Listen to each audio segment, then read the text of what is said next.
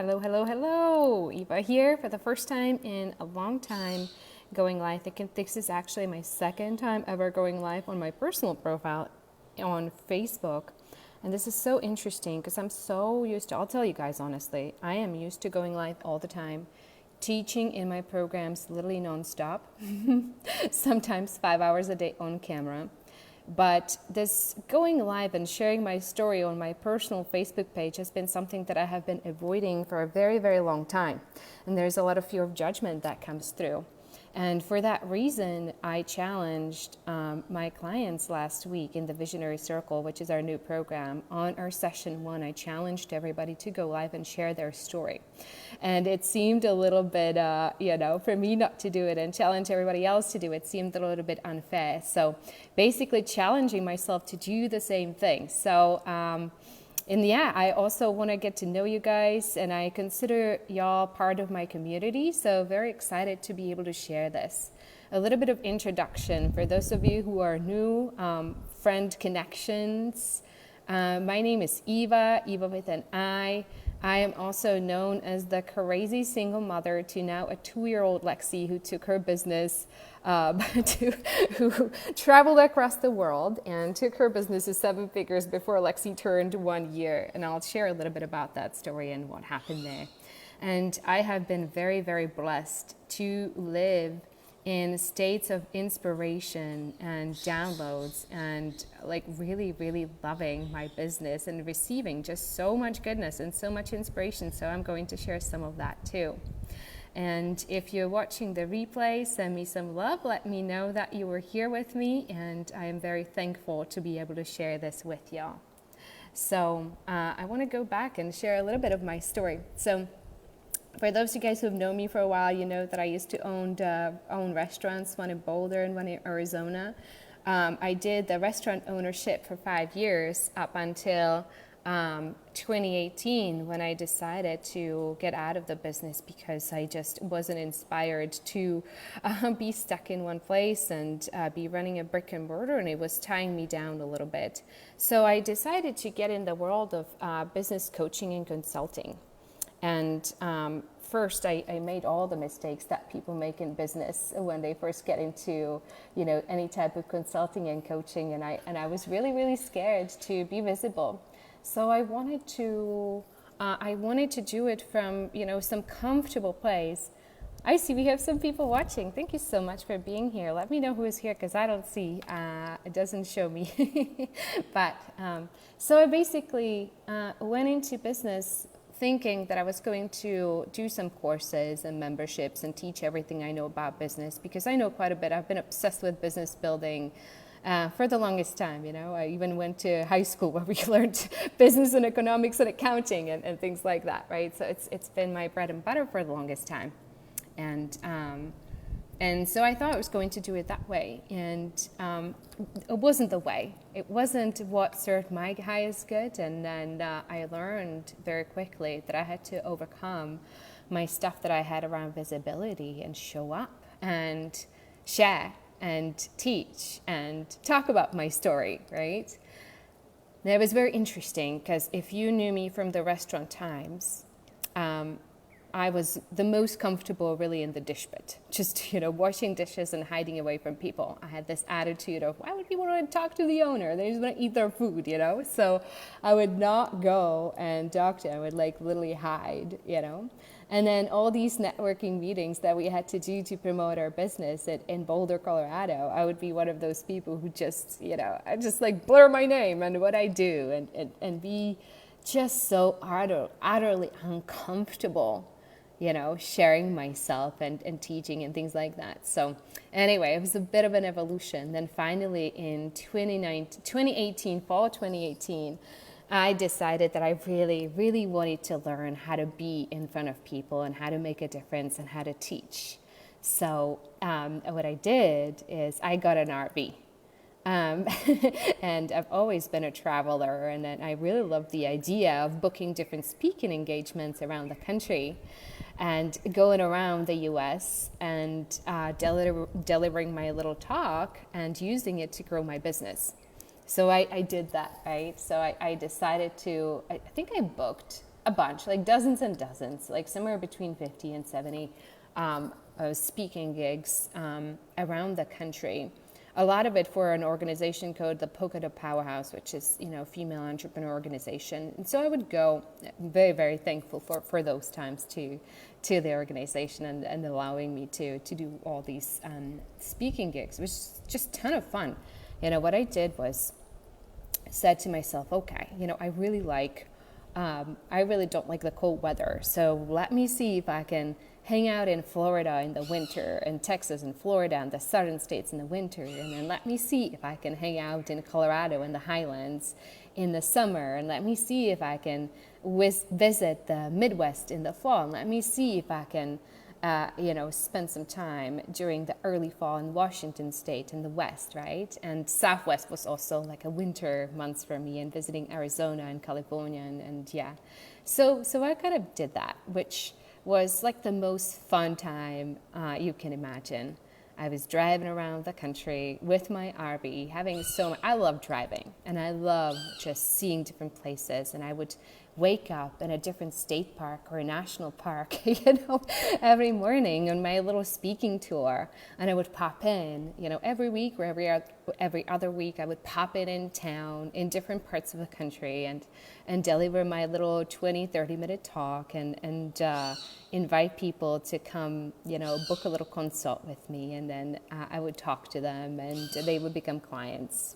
Sometimes not. But it was just this amazing and beautiful, beautiful time for me, where I just had so much time to spend in nature and reflect on life and journal and meditate and do my business coaching. It was really wonderful. And then what happened was, you guys know parts of this story.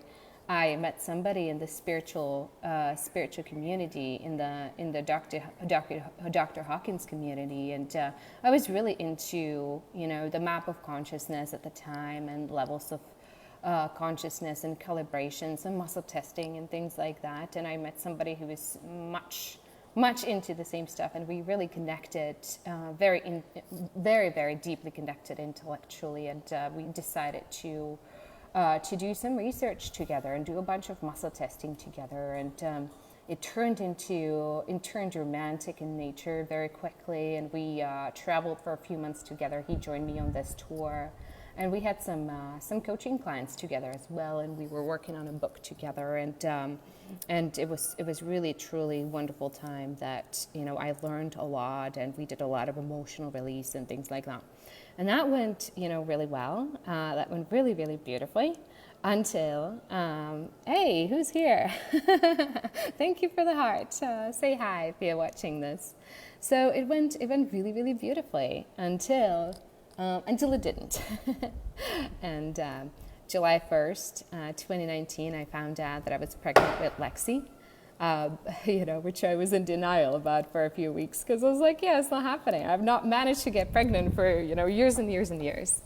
And, it was literally just, I kind of give up on the idea. It's just not going to happen. Not this lifetime, probably next lifetime, right? So I find out that I was pregnant, and I was kind of moderately happy about it. And I said, I was happy. I was like withholding my happiness, like trying to see like how is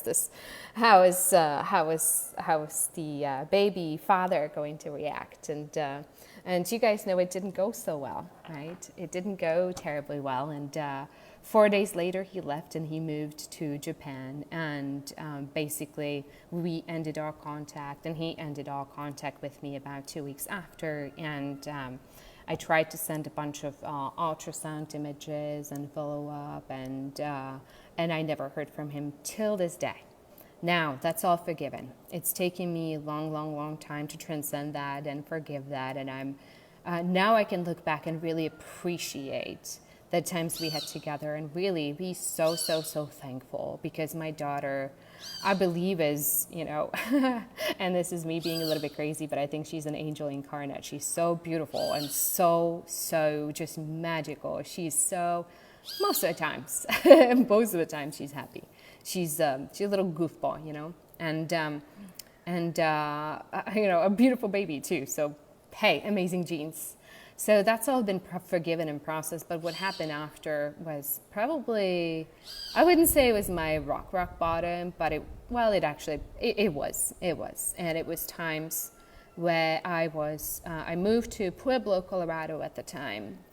Before I was in Boulder, I moved to Pueblo, and it was one of those decisions where we're in such a deep space of feeling like the world's imposter, feeling like it was this like, number one, who is the person who gets abandoned 4 days into pregnancy? Like, who does this happen to? What does this say about me?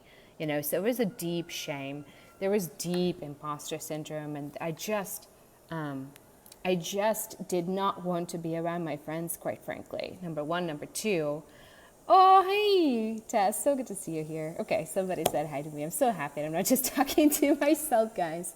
But anyway, so it was all imposter syndrome. It was all, I don't want to be around my friends in Boulder. I don't want anybody to feel like they have to take care of me. And on top of that, I was like, okay, well, you know, I'm going to be a single mother, single parent, no family living in the country, you know, no financial support, nothing like that. So I said, okay, well, Pueblo it is. Pueblo is going to be, it's much cheaper there, plus I don't have to feel like being in imposition on anybody. So that's how deep and dark, you know, it goes when something like that happens.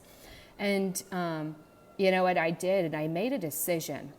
You know, I was sort of going back to the course creation mode, and I'm going to create passive income online and all that nonsense, you know, and that was failing like pretty dramatically. And I got to a point where, you know, Jay and I, you guys might know Jay, we have worked together for the past 4.5 years or so. And we said, okay, we're going to really dive into the courses. We're really going to figure this out, and we're going to dial in our funnel, and we're going to create this passive income from these memberships.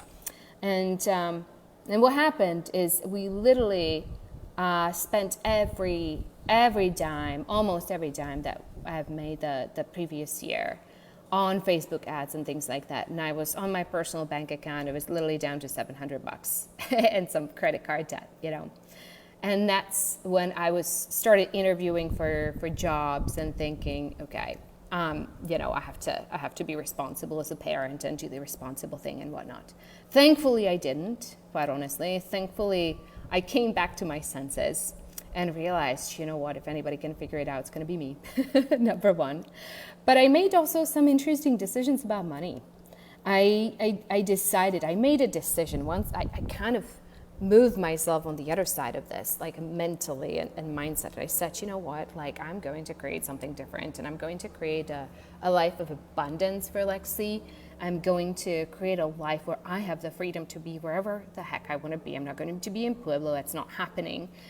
I'm going to have plenty of time with Lexi. There's going to be adventure. There's going to be travel. You know, screw this craziness with like going to WIC, which is food stamps for pregnant mothers, which is the place that I was in mentally. You know, I'm going to be a statistic. I'm going to be going to cover government for support, and I'm going to be asking for child support and things like that. I left that all behind.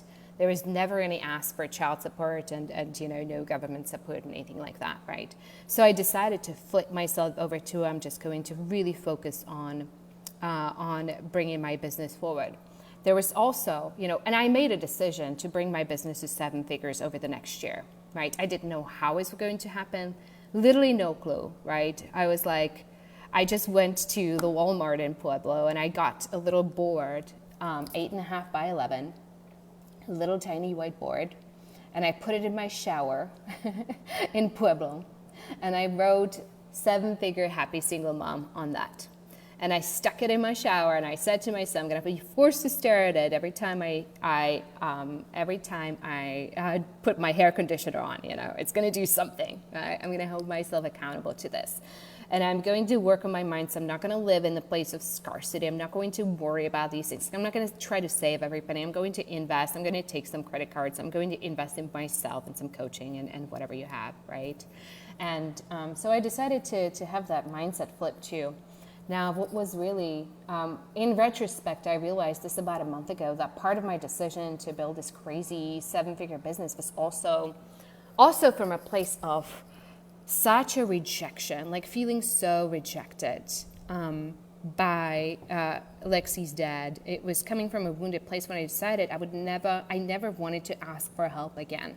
So I decided to make enough money that I didn't have to do that. I would just pay them all, just like I don't have to ask for help. I can just hire, somebody to do what I need them to do. And I don't need to ask for help to somebody to drive me to a hospital. I can just go pay for Uber, It was this kind of like resistance to vulnerability that, really had me also decide to make the decision to build a 7-figure revenue business. And we did. And we did. And in the first quarter of 2021, which was when Lexi turned 1 year, we went from, $700 literally a year before-ish, or a year and something before, to our first 7-figure quarter. And that's the first part of the story, right? And we did it through live virtual events, through me showing up a lot. Not here, not on my personal page, because that's just something that I was never comfortable doing. That was just something that I feared. The judgment of, whoever from high school, college, whatever, other countries, and, all the judgment that comes with like, oh my God, like, look at her, she put on 20 pounds and whatnot, And so I could never quite let that go. But I was going live everywhere else, in my communities, on Zoom, and yada yada, and having a podcast, and being pretty visible. And that's what brought my business to 7 figures in a year and something, right? Now, what happened after is I think the more important part of the story that I want to share with you guys, because just because your business is successful, it doesn't mean you're going to be happy. But I'm somebody who can sort of like have a plan. I'm going to check the boxes, and I'm going to do it. I'm going to focus. I'm going to do it, and it's going to happen, right? And in June 2021, I found myself in a space where I had everything, on paper. We're living in Costa Rica by that point. I have a full-time nanny that is being a huge, huge, huge support, where I have all the support that I need. We go to beach with Lexi. We have this just amazing, on paper, amazing life. And I'm in this mastermind, When I tell people how much I spent on coaching last year, they're like, you are crazy. I literally invested about $100K into myself last year in coaching, right? It's what fuels my business. It was insane. I was part of this 50K mastermind, and I'm like on a plane to Colorado, my 50K mastermind, and like on paper, you'd think like, okay, checked all the boxes, made it.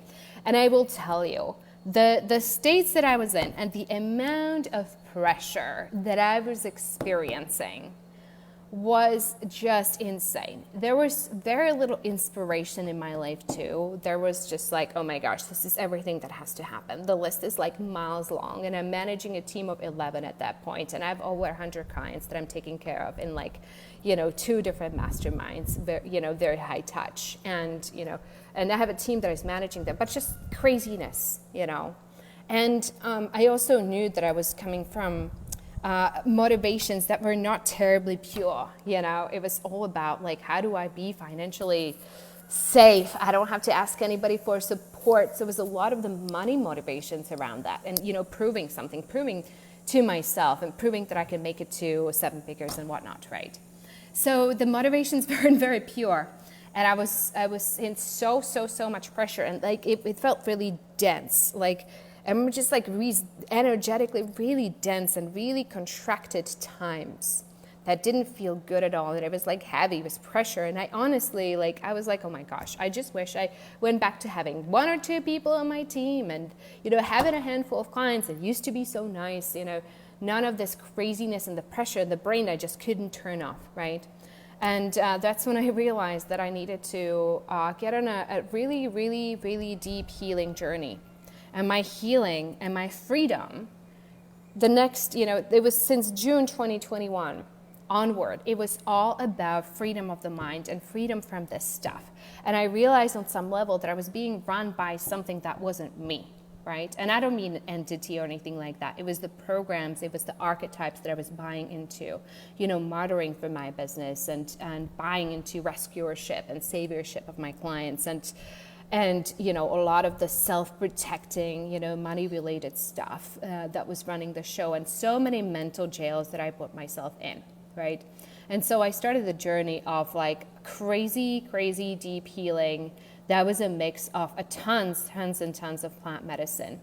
And, when it comes to, I'm going to sidetrack a little bit. I'm going to talk about how do you live in these states of inspiration where it's just like flow coming in and you just have these ideas and problems get solved immediately as soon as they get creative, and you know exactly what to say to a person, and you have access to intuition, you have access to a little bit of telepathy, and you have you just know what you want to build, who your ideal client is, and you know the program that you're creating. It's all coming together, right? That's what it means to live in these states of inspired creation, right? And what I saw is, how do you get yourself there? Is first of all, I was so clogged up energetically. My field was so dense. And when your field is this dense, there's no cracks, there's no access to your higher self or your spirit to come through and deliver those ideas to you, because you can't even hear it. You're so densed up, right? And so what I realized, or I didn't realize it at the time, but what needed to happen is for me to de-densify my field, right? And so what happens is that we have all these traumas, and some of them we create even in our business when we get rejected, when a client comes forth and they have something not so nice to say about you, or when an employee quits or something like that. And it stops the energy flow, and it traps it somewhere in your body. But what stops the energy flow, it's kind of like a coaster that puts a stopper on that. And what stops the energy flow is our resistance to the emotions that are arising, right? And the resistance is some paradigm, some belief systems that we're buying into, or just emotional resistance. It's no, I don't want to feel this. This is so dark, so deep, I don't want to feel this. And it stops the flow and gets it trapped into your body, right? It's called repressing your feelings, right? And so now you have all these pockets in your energy field of trapped energy, and you don't even know you have it because it feels normal. That's how you live your life, right? And the healing journey for me was a lot of shadow work, which a lot of people are afraid to do because it feels so dark and so negative and whatever. But the work that I did, that I really so believe in, is going into these corners of my psyche, one corner after another, from different parts of my life, childhood and this life and previous life even, and going into these really difficult emotions and feeling them and dissolving them and transmuting them and restoring the energy flow and kind of clearing, becoming a much clearer vessel, right? So when people ask, how do I live in this inspired flow? And I said, there's not really any shortcuts. There's really de-densifying the field and healing the trauma and clearing everything that you're carrying and making sure we're not buying into the belief systems of the collective, and we're not buying into the different archetypes, the rescuer, the victim, the prosecutor, the fixer, the martyr, right? All of these different archetypes that we buy into, we get ourselves trapped in, and we live in this. I don't really like the analogy to Matrix, but we kind of do. We live in we're sort of buying into these different paradigms in the Matrix, and we literally just, it stops the energy flow, right? So I needed to. Hey, Karen, so good to see you here. Ali, Yasmin is here. So nice to be here with you guys. So anyway, where was I?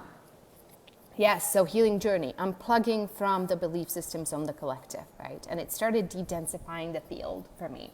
And the plant medicine, quite frankly, was part of it, because for me, there's conscious work where we just notice we get triggered and there's something we can go to and we can dissolve it. But there's subconscious work where the plant medicine can take you right to that little clock, to that little dense energy ball in your body somewhere. And what is the stopper that is stopping the flow? And go right there and dissolve it. So it was tons and tons of iboga, it was tons of ayahuasca and, other medicines. And it was not recreational in nature whatsoever. People think iboga, you do recreational. And I'm just oh, God, no. It's literally, it's a prayer. I sat and I prayed all night in every single one of those. And please show me what I have to heal. Please show me who I've become. Please show me what I can't see. Please show me what I can dissolve here that is keeping me from being the most loving, free human being that I can be. And that journey continues. That journey is going to continue until I die and after, and so on and so forth, right? So that's basically what happened. And then, then things started shifting and changing gradually in the business. It was transition where I realized like the programs that I was running were coming from a little bit of a place of rescuership. It's like an energy of like dragging people along, as a business coach, sort of like dragging people on this journey with me, and it's like, come on, do this thing. And like, here's the checklist of things you need to do and why you're not doing it, right? And I realized it was me sort of like playing the rescuer and the savior. And what I realized, at some point is like, I don't want to do it this way. I want to create a circle of women who are equals, who come to the potluck, who come to the barbecue, and we work together and we create a circle of women who are accountable, who are self-responsible, who never play the victim, who are really committed to their own personal growth as well as to the goodness that they're creating in the world and the transformation they're going to create for their clients, right? And that was like a huge mental transition that I had to make. And that's when I decided to dissolve the current programs that we had. And I put an end date on that and create a new program with a very different, not so much the content. The content's very similar, it's business and mindset and whatnot. But the intention behind it was different. It was intention of like, so much more like we do this together. I'm not your boss. I'm not going to be dragging you around. I'm not responsible for you, but we create this together. It's a potluck. You bring your intention. You manifest what's going to be taught. We are co-creators. We're co-manifestors together, right? So that's a little bit about that. And then it just started evolving, and then it's been like continuous work. Oh, one thing about inspiration I want to share. I shared this with our clients yesterday. You kind of like do the long-term work to de-densify yourself, to heal every hidden pocket of trauma you can.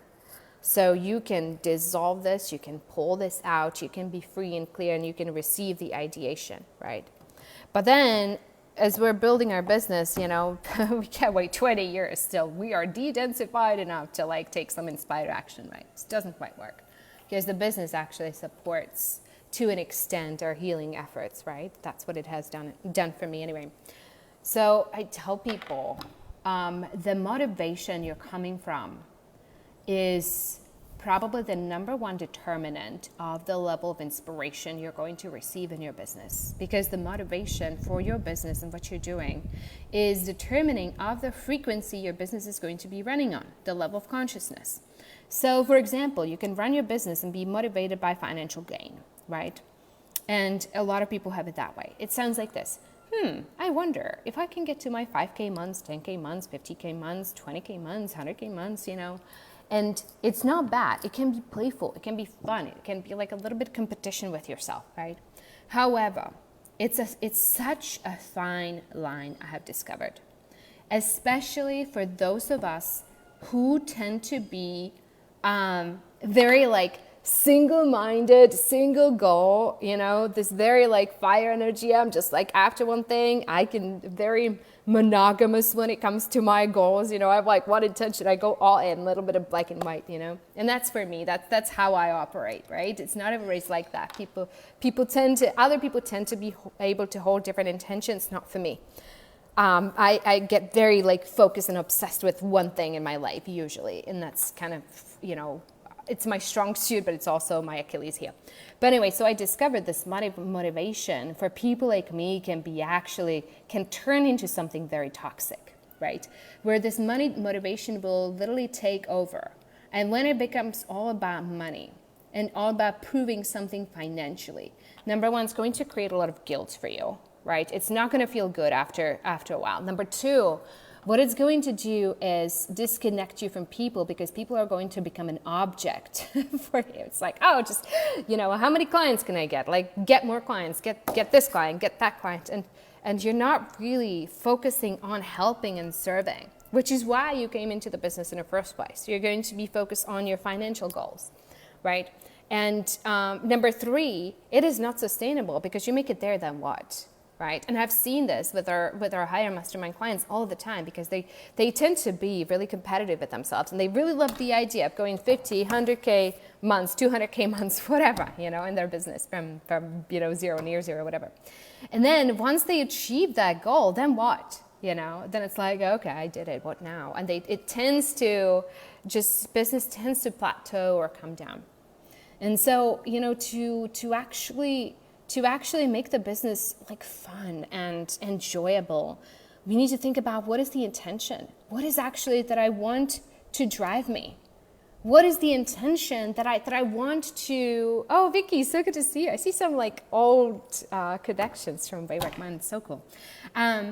So we need to think about, what is the intention that I bring in forth in everything I do? And maybe some of you don't have a business, maybe you have a job, but what is the motivation that is running me? Because that motivation, the frequency of that motivation is going to determine not just your success, but also, how your frequency, and your frequency is the manifestation factor, right? It's like what you align with is going to give you the manifestation power. So if you're aligning with like, gotta get the next client, gotta get one, I'm afraid, blah, blah, blah, money's not gonna come, I need to get the next promotion because if I don't, da, da, da, da, da, right? That's a frequency of fear.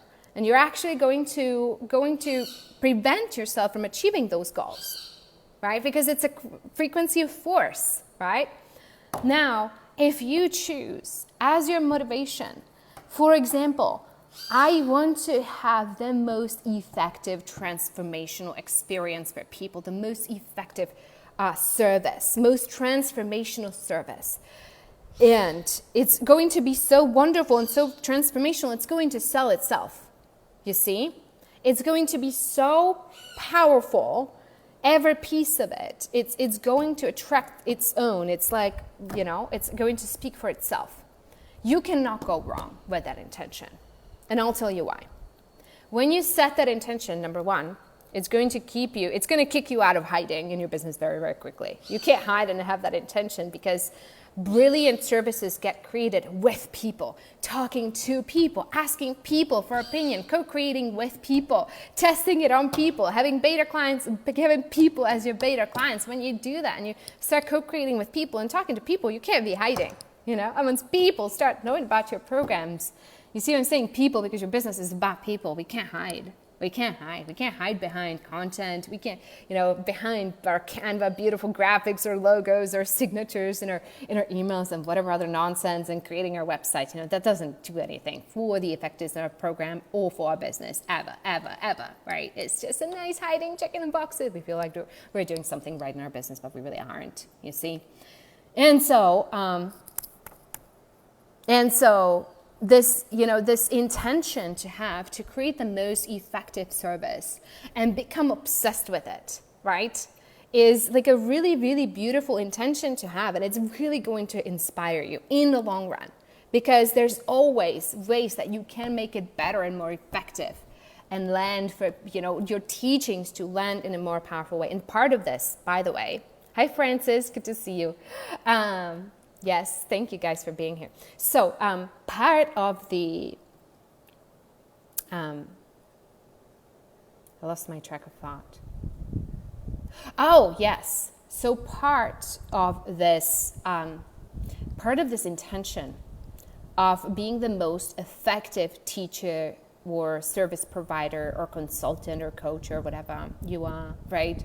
Part of it, the effectiveness, is your own level of consciousness and your own frequency.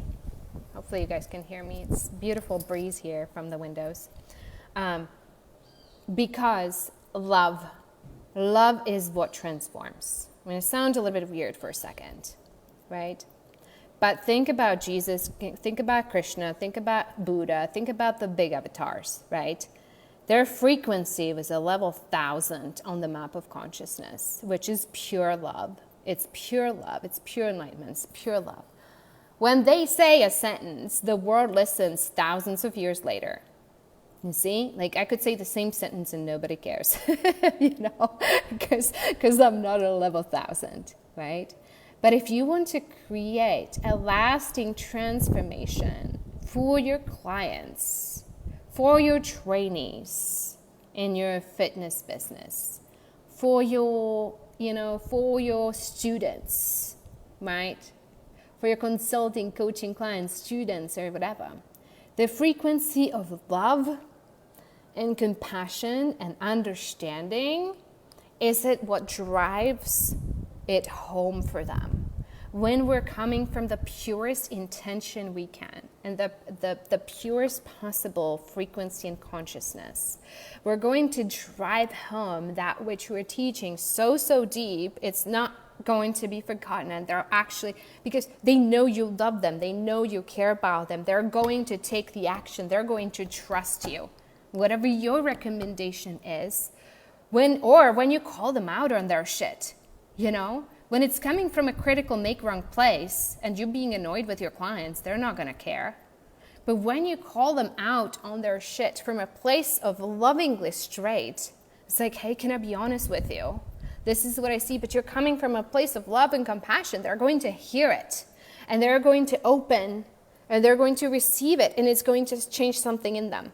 Therefore, part of this intention to be the most effective service provider is for us to be clear, for us to be pure, for us to clean up everything we need to clean up in ourselves, in our sub-integrous motivations, like gotta get the next client, gotta make the money, and they can be there. We can have compassion for it, right?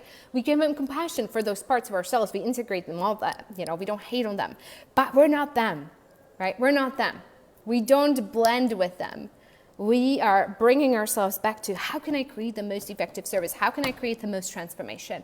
What is going to make the most sense? And sometimes it's literally letting go of the rescuer who feels so responsible, will do anything to make people happy, right? Will do anything to appease, will do anything so that people don't complain, that sort of thing, right? So that when you really take that intention and run with it, it just brings a lot more light and inspiration into your business, and ideas start coming a lot more naturally than when you're coming from a place of, I want to, achieve 10, 50, 100K months, right? So, and you can have that. You can have these two simultaneously. You can have financial goals, but it's more like a scorecard, right? It's like, okay, my financial success is showing me how unblocked I am because I have been self-expressed. I have been sharing myself without reservations, and I have been not holding back when I talk about my services, and I'm completely free to share what I do, and to be sharing from my heart and my soul, and it's coming across and it's manifesting as people saying yes to me, right? So it's kind of like that. It's a scorecard of how much I am not holding myself back anymore. So I hope that makes sense. Am I making sense to you guys? I hope I am. Thank you so much for being here and hanging out with me. But yeah, that's just, what I wanted to share with you guys today. Oh my word. It's 10:46. Gotta hop because I'm teaching in QI with my beautiful ladies and one of my masterminds, ready to hop on a call, but I'm happy to have shared those moments with you. Everybody have a beautiful, wonderful week. Please say hi if you're watching the replay. If you watch this, don't be a stranger. And I will come here once in a while and share with you some bits and pieces that I'm inspired by. Have a wonderful day, wonderful week. Go get it. Go build that business. Go make that difference in the world. Go build the most amazing program you can. And I will see you guys soon.